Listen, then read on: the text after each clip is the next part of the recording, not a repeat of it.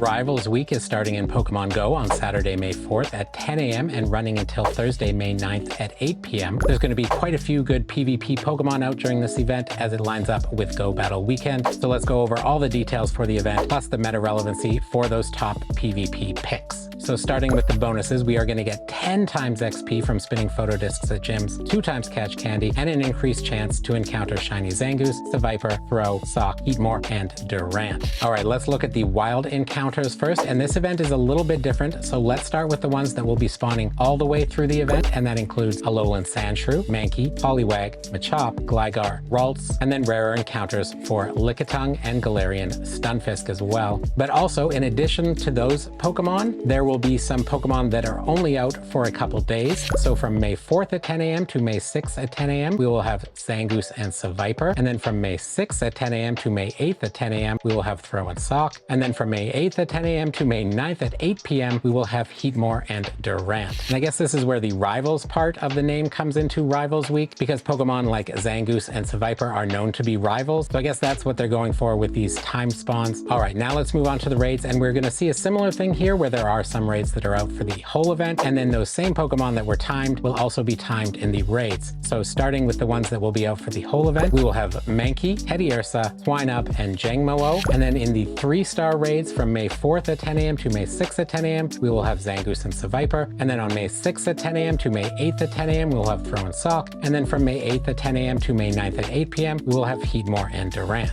There will be event-themed field research for this event, where we will get encounters with Alolan Sandshrew, Mankey, Poliwag, Lickitung, Gligar, Ralts, and Galarian Stunfisk. And then there is going to be a free timed research that is released for the event as well. And when you complete it, you are going to get XP, rare candy, fast TMs, and encounters with event-themed Pokemon. Now, starting on the same day as Rivals Week will be Go Battle Weekend. So that starts May 4th at 12 a.m., so right at midnight. And then it will run to May 5th at 11:59 p.m. And there will be a separate set of bonuses as well for that event. So let's start off looking at those. We will get 4 times Stardust from win rewards. We will be able to do 100 battles each of these days for a total of 200 over the weekend. And then there will be free battle-themed timed research as well, which will get you some avatar items. There will also be a paid timed research for $1 USD that will get you Stardust, 1 star piece, 3 rare candies, and 3 rare candy XL. And then there will also be showcases for this event as well. All right, that's it for all the details for both of the events. Now let's talk meta relevancy for those Pokemon that will be out during Rivals Week, starting with Annihilape. Now, Annihilape evolves from Mankey and can be run in any of the open leagues, but ranks highest as number 2 in the Great League. And then it also ranks number 26 in Ultra League and 54 in Master League. And a nice one about Annihilape is there are no legacy moves required for this one. Next up, we have Alolan Sandslash from Alolan Sandshrew. It ranks number 76 as a Shadow in Great League and number 94 as a non-Shadow. It also ranks number 102 as a Shadow in the Ultra League and 123 as a non-Shadow. Keep in mind that you generally want the legacy fast move Shadow Claw for it to perform its best. Then we have Poliwrath from Poliwag, which ranks number 4 in the Ultra League and number 10 as a Shadow, and ranks number 31 as a Shadow in Great League and 47 as a non-Shadow. And this is yet another one with a legacy fast move counter, which you will want on Poliwrath for it to perform its best. We also have Machamp from Machop, which ranks number 86 as a Shadow in Master League and 112 as a non-Shadow. It also ranks number 63 as a Shadow in Ultra League and 103 as a non-Shadow. Again, there's another legacy move here, a legacy charge move, Payback, although people often run Rock Slide as another coverage move in Ultra League. And then Machamp also ranks number 42 as a Shadow in Great League and 74 as a non-Shadow. And then not GBL related, it also ranks pretty high as a fighting type raid attacker in Shadow form, ranking at number 5. Then there's Gligar, which evolves into Gliscor. Now Gliscor ranks number 162 in the Master League and 25 in the Ultra League. But when it comes to the Great League, the Stage 1 form Gligar actually ranks higher. The Shadow ranks number 5 and the non-Shadow ranks number 25.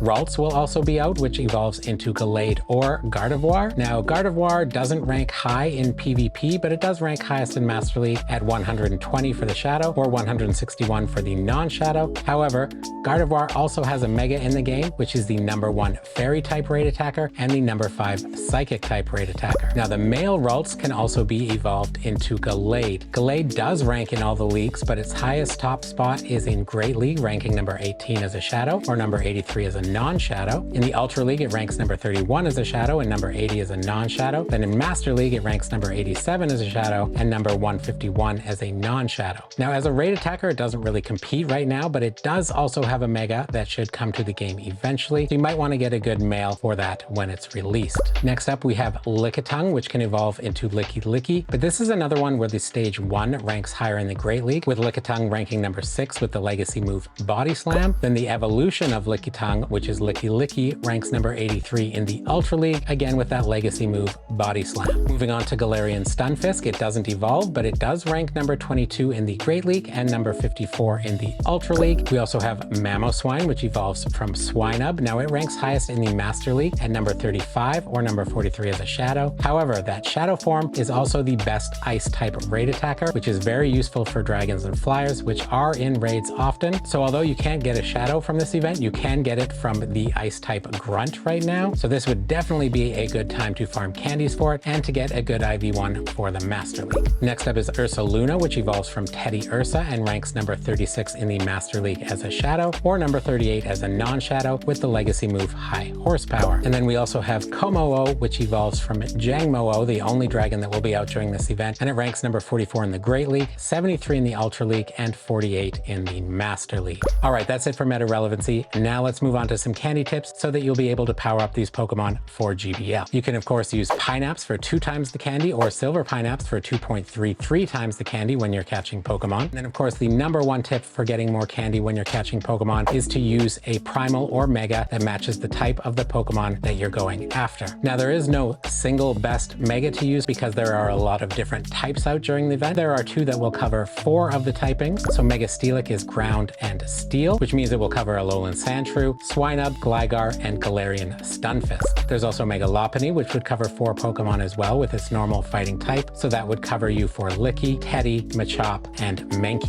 But ultimately it comes down to whichever Pokemon you are hunting the most during this event. So just make sure you line up your Mega or Primal to cover that Pokemon's typing and try to have it at the highest Mega level possible so that you get the most amount of candies and the greatest chance at Candy Excel. All right, everybody, that's it for this video. Consider hitting the like button and subscribing for more Pokemon Go news, tips, and live streams. If you want more Pokemon Go content right now, check out one of the videos on screen. Happy hunting. I hope you get the perfect PvP IV Pokemon of your dreams, and we'll see you in the next one, friends.